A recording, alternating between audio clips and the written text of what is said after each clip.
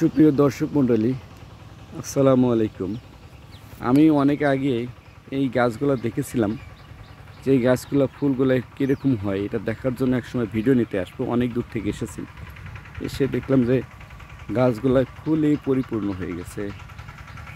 আল্লাহ আসলে যে কত মহান, আল্লাহর এই সৃষ্টি দেখলে আপনারা হয়তো বুঝতে পারছেন, বা আপনারা অনেকেই হয়তো আমার মতো ফুলের প্রেমে আসক্ত। তারা সবাই হয়তো জানেন যে ফুল এই পৃথিবীতে একই মাটিতে কত রকমের, কত ধরনের, কত প্রকারের ফুল যে আল্লাহ তৈরি করেছেন।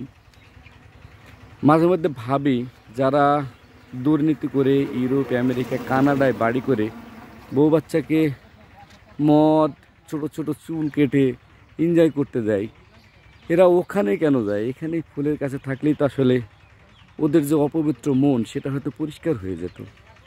ওরা যে কেন আসে না আমিও ভাবি। আর এই হাজার হাজার কোটি টাকা দিয়ে মানুষকে ফাঁকি দিয়ে ফুলের এই সৌন্দর্য মানুষের ভেতরে ফুটিয়ে তোলা যায় মানুষের সেবা করে, ওরা যে কেন করে না আমিও ভাবি। তাই মানুষকে সেবা দিলে প্রত্যেকটা মানুষের ভিতরেই একটা ফুলের মতো মন তৈরি হয়, বা মানুষকে অনেক সময় যারা দেখবেন যে ভালো মানুষ, তাদের দেখতে অনেকটাই ফুলের মতো লাগে। আর এই অনুভবটা বা এইটা আল্লাহ তো আসলে মানুষের সেবার মাধ্যমে নিতে বলেছে। মানুষ কেন যে নেয় না আমিও ভাবিনি।